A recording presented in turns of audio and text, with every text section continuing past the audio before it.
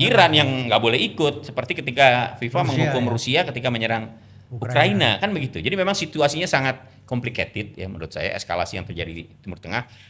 Menurut saya yang betul-betul mengganggu persiapan Piala Dunia 2026 di Amerika dan Meksiko dan Kanada.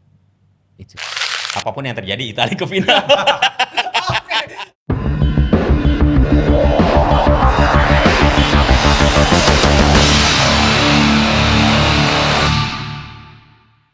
Kalau kata Bang Set ini kita nggak afdol kalau nggak ngomongin Piala Dunia. Iya, dia kan udah kemana-mana. Oh iya, kita ngomongin Piala Dunia nih sebelum, ya kan?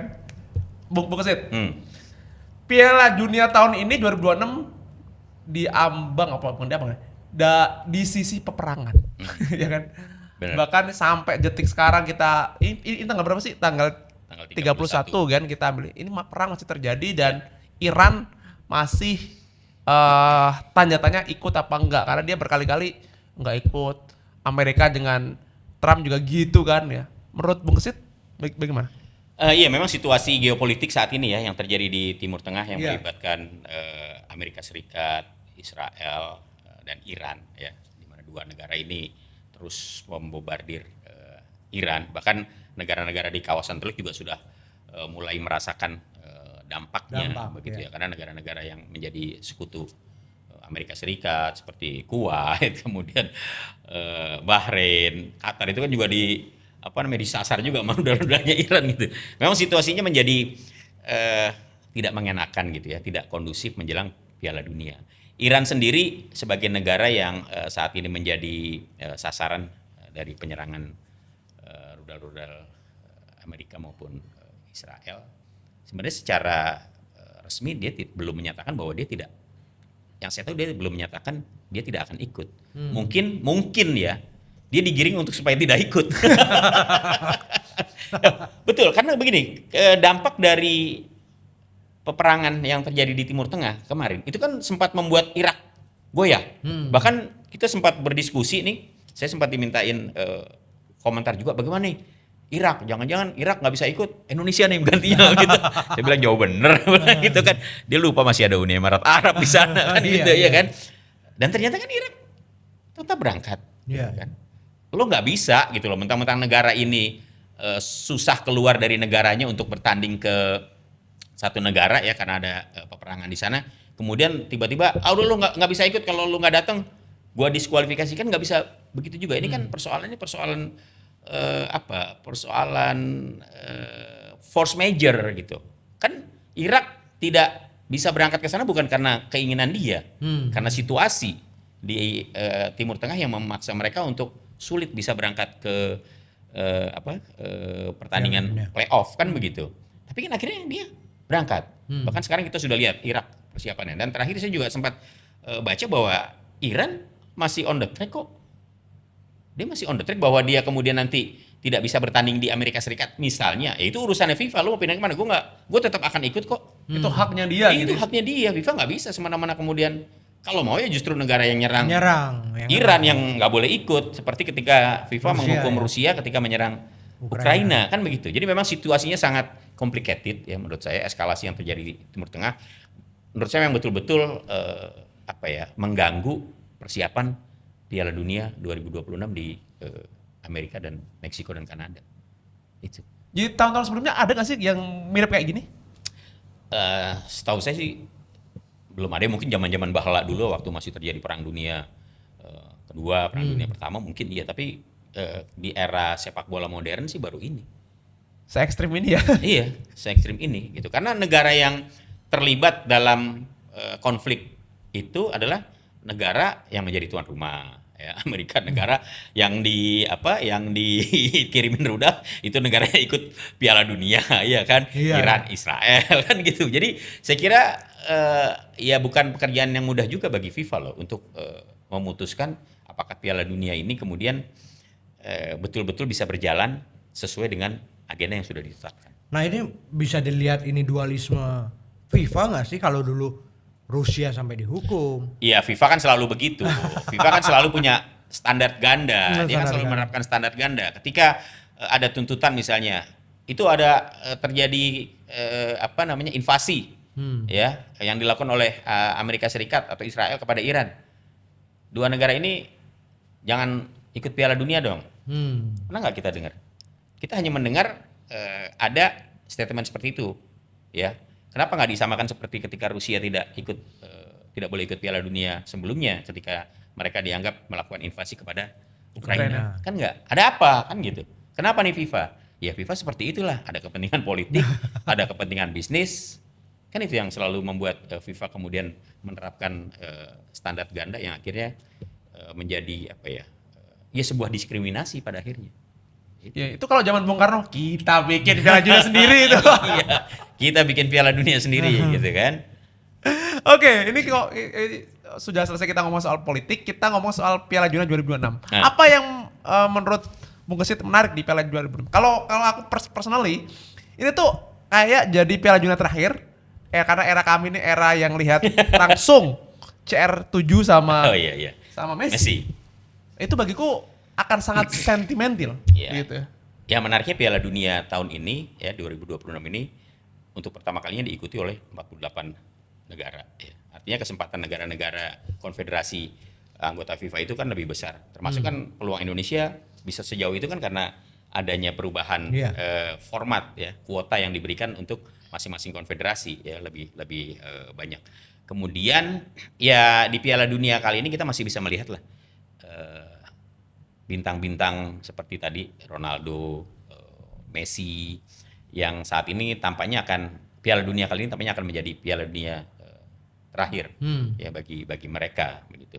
Apakah kita akan bisa melihat penampilan mereka sampai tuntas atau mengantarkan kembali seperti Argentina bersama Messi meraih juara lagi?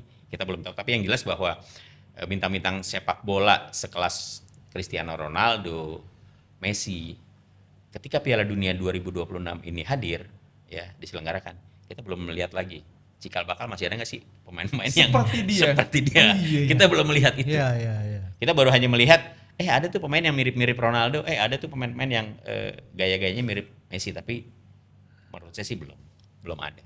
Selama 1 dekade mungkin ya atau 2 dekade. Iya. Tapi kalau ngelihat Argentina sendiri sebagai sebuah tim, apakah Argentina sekuat Piala Dunia sebelumnya? Ya seiring dengan banyaknya peserta ya, kemudian juga Argentina ya tetaplah Argentina sebagai juara bertahan pasti tetap merupakan favorit. Tapi apakah dia kemudian bisa bersaing kekuatannya seperti Piala Dunia sebelumnya? Ya masih tanda tanya juga sih kalau menurut saya begitu. Tapi Argentina is the best ya. Argentina tetaplah tim yang punya segudang pemain yang 90% pemainnya kan berkiprah di Eropa. Gitu. Mereka juga masih punya Messi yang masih sangat diharapkan kehadirannya. Apalagi Messi bermain di Amerika ya sekarang. Oh iya, aklimatisasi men. Kemarin kan sempat muncul kabar tuh ya, apakah pertandingan kemarin tuh waktu Argentina tampil di FIFA Match kalau nggak salah ya, itu seperti menjadi pertandingan terakhirnya Messi atau gimana gitu. Iya, tapi mudah-mudahan enggak ya. sih ya. Dia selalu begitu, mudah-mudahan enggak lah. Messi masih layak tampil untuk Piala Dunia saya kira. Iya, at least dia sebagai jimat lah minimal. Iya. Sebagai jimat kayak Ronaldo gitu kan. Ronaldo kan walaupun nggak main tapi dia di pinggir lapangan orang akan respect. Dan kalau kita lihat juara kemarin kan orang menyebut ini tuh satu Messi dengan pasukannya di Argentina kan. Bukan pelatihnya ini tapi Messi dengan pasukannya gitu. Nah, tapi kalau lihat ini kita ngomong soal peta ini peta negara-negara ya peserta ya. Ini kan nomor 1 FIFA kan sekarang kan Spanyol ya, gitu ya. Spanyol gitu. Ini apa emang kalau secara tradisi kalau di luar benua Eropa katanya akan lari ke Eropa terus sebagainya. Emang akan balik ke Eropa nih Piala Dunia menurut Ngesit? Iya kan kita selalu dihadapkan pada klinik-klinik seperti itu ya. Cocokologi gitu kan. Iya kalau bicara Spanyol misalnya, saya pikir Spanyol tetap tim yang menjadi favorit juga ya. Dia tim yang menurut saya juga sangat konsisten kok ya dengan penampilannya. Tapi kan masalahnya sekarang memang pesertanya banyak benar nih ya. Ada 48 negara gitu kan. Ya mungkin peserta-peserta yang baru seperti juga pada Piala Dunia sebelumnya hanya sekedar numpang lewat aja. Kalaupun ada kejutan paling 1-2 tim aja lah ya. Tidak kemudian negara-negara yang baru hadir itu bisa sampai lolos sampai fase kedua misalnya seperti itu. Tetap negara-negara yang menjadi favorit seperti Spanyol ya, Jerman, Prancis. Kalau dari Amerika Latin ya Brasil, Argentina. Itu yang tetap menurut saya tetap menjadi tetap menjadi fokus pada Piala Dunia 2026. Kalau tim Asia yang saat ini sedang menjadi perhatian ya Jepang. Jepang ya. Jepang. Itu. Iya, tapi kalau Brazil sendiri kemarin kan kalah ya di uji coba lawan Prancis ya. Lawan Prancis. Nah, ini juga masyarakat Brazil sendiri minta Neymar main. Neymar men. Sampai Neymar lagi di ini ya, lagi terapi tiba-tiba kok gue nggak dipanggil? Ada apa? Carlo Ancelotti, gue nggak dipanggil. Tapi gini lah, Brasil is Brasil lah. Brasil kan selalu begitu, iya kan? Jelek, tapi ntar giliran di turnamen yang sesungguhnya tampil mengejutkan gitu ya. Karena ya itu tadi Brasil siapapun pemainnya kan memang selalu tampil seperti itu gitu. Kadang-kadang membuat publik mereka seperti nggak yakin ini tim bisa nggak. Tapi ketika masuk di arena yang sesungguhnya ternyata tetap mereka mampu unjuk gigi gitu ya. Kekhawatiran seperti itu sih wajar-wajar aja gitu. Karena kan kadang-kadang setiap tim juga udah nanti aja lah. Kayak Brasil kan selalu begitu. Oh iya. Iya kan? Kalau tim besar begitu kali ya? Iya, selalu begitu. Artinya mereka memandang turnamen kita biasa aja. Kita kan udah juara paling banyak. Kan selalu begitu Brasil gitu. Mereka punya talenta-talenta yang sangat luar biasa. Bahwa dalam persaingan di zona CONMEBOL ya, mereka tidak secemerlang Argentina ya. Tapi ya ini berhasil gitu. Iya, ini kayaknya kayak Madrid di Champion kali ya. Pokoknya kalau dia pakai baju Madrid, dia putih ya udah lah, yang lain tamu doang, ini rumah gue. Piala Dunia gitu kayaknya itu kan. 2002 gue masih inget tuh, 2002 saat Brasil juara itu yang Ronaldo bener nih teman-teman ya, bukan Ronaldo Cristiano. Ini tim mana bisa ya ternyata juara ngalahin Ronaldo 5. Nazario kan gokil kan. Nah, cuman kan Brasil sekarang katanya nih kan beda banget dengan Brasil. Karena main-mainnya kan main-main yang dianggap jauh banget lah secara level ya kan. Betul. Apalagi Jogo Bonito kan dianggap sudah mulai habis dengan di era modern kan. Era apalagi skill kan. Apalagi pelatihnya juga bukan orang Brasil ya. Nah, itu dia pelatihnya. Mungkin itu juga menjadi salah satu faktor yang membuat mungkin ya fans Brasil sedikit pesimistis mungkin ya. Tapi kalau saya melihat Brasil tetap tim yang pantas untuk tetap difavoritkan siapapun pemainnya. Iya. Nah kalau lihat dari pelatihnya, pas nggak sih itu Ancelotti, lalu di Inggris ada Tuchel. Yeah. Oh Inggris ya. Itu cocok nggak sih mereka untuk membawa? Kan aduh kalau Inggris susah kita bicara ya. Inggris siapa aja pelatihnya, kayaknya kalau udah ditampil di event-event besar seperti Piala Dunia, Piala Eropa gitu, sulit gitu untuk bisa step up gitu ya. Iya step up menjadi juara aja lah itu. Susah banget gitu. Sejak 66 mereka juara, kan setelah itu juga nggak mampu lagi berbicara di Eropa juga nggak bisa, apalagi di tingkat dunia gitu. Padahal kurang apa dulu pelatih-pelatih yang pernah dibawa Inggris. Pernah ada siapa ya? Sven-Göran Eriksson, pernah ada Keegan, iya kan? Tapi ya, apa gara-gara dia kutukan ini kali ya? Kutukan karena kalah sama Argentina kali ya? Berapa itu? Tangan Tuhan. Kalau boleh saya mengutip, pernah ada satu pernyataan ya, opini pendapat dari mantan pelatih Italia Arrigo Sacchi. Ya ketika Piala Dunia akan berlangsung tahun 2006 lah ya, 2006 di Jerman ya ketika itu ya, tahun 2006. Dia bilang begini, kalau nggak salah ya, Inggris itu sulit untuk bisa menjadi juara dunia gitu kan, tidak seperti Italia gitu kan, karena sepak bola itu bukan ditentukan dari seberapa banyak pemain itu main di klub-klub besar, tapi karakter sebuah bangsa itu ikut menentukan kekuatan di tim sepak bola. Orang bilang Inggris itu ningrat kan begitu ya, negara kerajaan yang aristokrat ya. Ya jadi mungkin ya mungkin terbawa itu juga gitu, sehingga mereka sulit gitu ketika sudah menyatu dalam sebuah tim, akhirnya semuanya merasa paling hebat gitu ya, merasa paling tinggi dan perlu dihargai, mungkin seperti itu. Tapi apa yang disampaikan Arrigo Sacchi bahwa masyarakat, dia mengambil contoh masyarakat Italia lah. Masyarakat Italia kan senangnya keras gitu kan, kalau ngomong juga kayak orang Marah-marah. berantem gitu, dan itu kan tercermin di lapangan gitu. Beda dengan pemain Inggris yang mungkin agak sedikit kalem. Ini kan bagian dari karakter sebuah bangsa gitu. Jerman, bangsa Arya kan terkenalnya seperti itu, bangsa yang selalu ngotot, tidak mau kalah, dan terlihat bagaimana Jerman juga sukses di Piala Eropa, di Piala Dunia.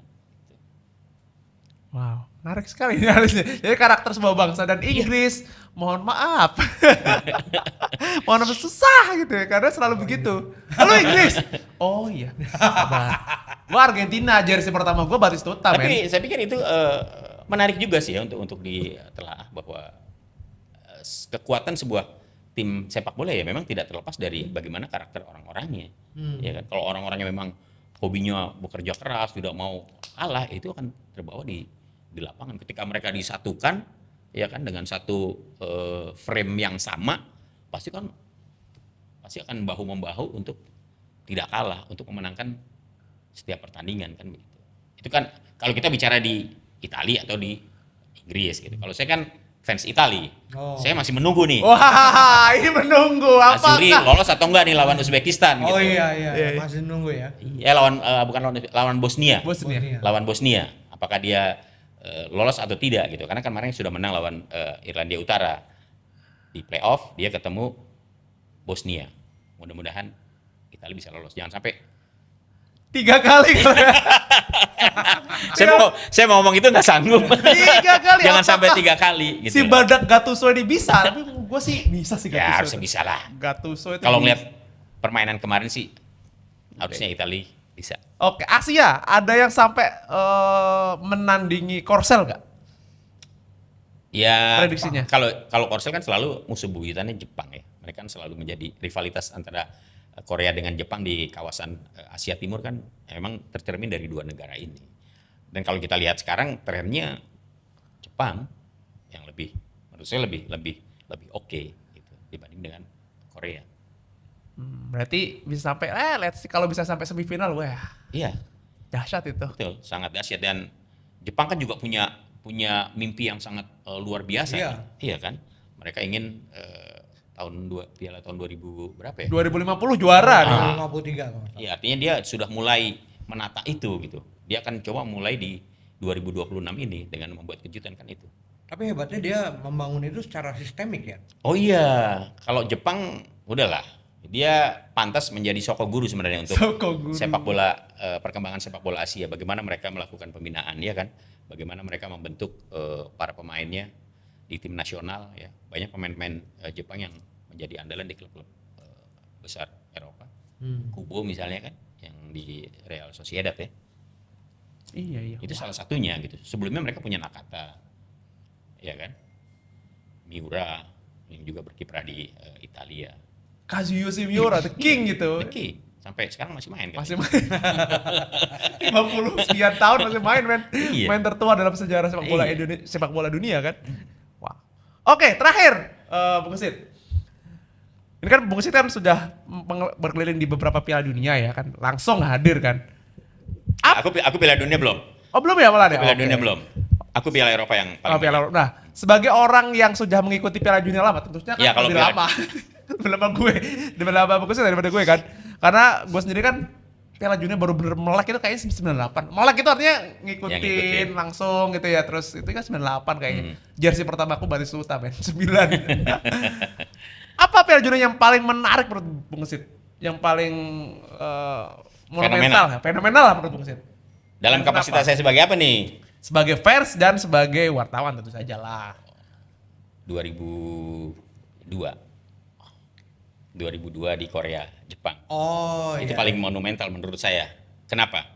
Pertama, saya nggak jadi berangkat. Iya. Jadi pada saat Jepang dengan Korea ini sedang bersaing untuk perebutan Piala Dunia, saya tuh berkunjung ke panitia persiapan Piala Dunia Korea di Seoul. Saya datang. Saya sama beberapa teman dari wartawan dari Jakarta datang ke sana. Kita diajak keliling persiapan Korea untuk Piala Dunia 2002. Waktu itu mereka belum berpikir bahwa Piala Dunia kemudian Split dua gitu. di mix gitu ya, digabung antara Jepang dengan Korea. Mereka belum berpikir, mereka masih bersaing gitu. Saya pulang dikasih jam, makanya dikasih cenderamata waktu itu. Saya sampai mereka nanti hadir ke Jepang, ke Korea. Bahkan sampai panitia bilang nanti kita undang khusus, dia bilang gitu kan. Wah, seneng dong. Ya udah, kita banyak mendapatkan cerita bagaimana Korea menyiapkan tuan rumah untuk Piala Dunia ketika itu. Tapi kan keputusannya akhirnya dua-duanya, ya kan. Tapi terlepas dari itu, tadi saya bilang saya akhirnya nggak jadi berangkat. Kenapa? Karena 2002 waktu itu Piala Dunia diselenggarakan di siaran TV-nya di RCTI. Kebetulan saya tugas menjadi komentator full time dan waktunya waktu itu betul-betul prime time ya. Jadi jam 2 siang itu udah ada pertandingan sepak bola waktu itu. Wow, kafe-kafe di mana-mana tuh Meriah sekali ya. meriah sekali waktu itu gitu loh. Nah, udah saya tugas di sana, akhirnya saya nggak jadi berangkat, tapi ada kesan yang mendalam di Piala Dunia 2002 itu. Pertama karena saya sempat mendapatkan kesempatan untuk berkunjung ke office-nya dari panitia Piala Dunia 2002 di Seoul. Kemudian sempat mendapatkan janji invitation ya kalau mereka terpilih begitu kan. Kemudian ya saya bisa cuap-cuap lah. Gitu bahkan di final ketika siaran langsung itu sebenarnya waktu itu RCTI konsepnya siaran langsungnya nobar di Stadion Utama Senayan. Oh, wow. Iya. Jadi di Gelora Bung Karno waktu itu disediakan big screen. Tapi ternyata ada sedikit kekacauan di sana. Saya dengan Bung Tris Irawan standby di studio. Oh, Bung Tris legendaris banget ya. Saya standby di studio. Pokoknya standby di studio. Kalau chaos di GBK langsung kita switch ke sini. Nah, yang di GBK pada saat itu kalau nggak salah Bung Kusnaini kalau nggak salah ya, atau Bung Ropan saya lupa. Presenternya almarhum Ricky Johannes. Ricky Jo. Ya, ternyata di sana pertandingan belum mulai. Masih menjelang pertandingan gitu kan, ada chaos di stadion utama karena ada beberapa layar yang waktu itu tidak berfungsi dengan baik, tiba-tiba mati gitu loh. Udah akhirnya untuk menjaga hal-hal yang tidak diinginkan di switch ke studio. Nah kebetulan yang standby saya sama Bung Tris gitu loh. Jadi itu berkesan banget di Piala Dunia 2002 pada saat itu. Yang juaranya ini udah berhasil lah. Berhasil. Yang tadi disebut sama Jerman. Iya, Jerman. Iya. Itu Jerman keren banget, semuanya gak ada yang jagoin Brasil itu. Karena Jerman lagi keren-kerennya. Itu gue lagi belain Brasil. Lu Brasil? Lagi belain Brasil saat itu. Terus dibawa sama teman gue ke Goethe Institute dong. Gol kagak bisa sorak-sorak. Jadi itu yang menurut saya berkesan. Ya bahwa Piala Dunia saya mengikuti sejak Piala Dunia 90 lah ya. Saya mulai akrab gitu ya. Walaupun tahun 82 juga sebenarnya sudah mulai ngikutin juga ketika itu. Bahkan tahun 82 saya ingat itu dulu sponsornya Fuji Film. Jadi setiap kita beli roll film itu kita dikasih tas tuh Espana. Espana, Spanyol ya. Iya, Spanyol. Kemudian Meksiko. Kita juga saya ngikutin juga lah pertandingannya di TV 90 terus 94 begadang-begadang karena di Amerika Serikat kan. Oh, sama kayak sekarang dong ya. Iya, di Amerika Serikat. Saya waktu itu di harian terbit tuh, koran sore. Jadi saya harus update beritanya karena pertandingannya kan pagi. Ya, Prancis juga saya nggak jadi berangkat.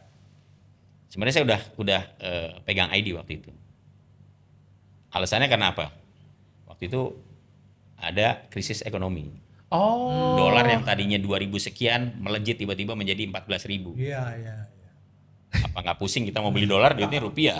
Kita bikin RAB pakai rupiah kan. Oh, oke, 100 juta cukup lu ya sebulan di Prancis. Saat itu cukup. Ya udah nih 100 juta lu beliin dolar. Dapatnya sekian dolar kan? Begitu kita mau beli, lah dolar tinggal sekian. Akhirnya saya nggak jadi berangkat. 98 saya nggak jadi berangkat. Saya ingat banget tuh waktu itu Mas Joy, Kompas. Anton Sanjoyo ya.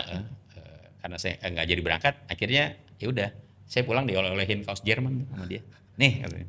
Alhamdulillah. Gitu. Walaupun saya bukan fans Jemar, tapi saya termasuk salah satu pengagum Jerman lah. Gitu kan. Walaupun fans beratnya Itali. Itali. La Grande Itali kan. Tuh. Oke, terima kasih. Terima kasih.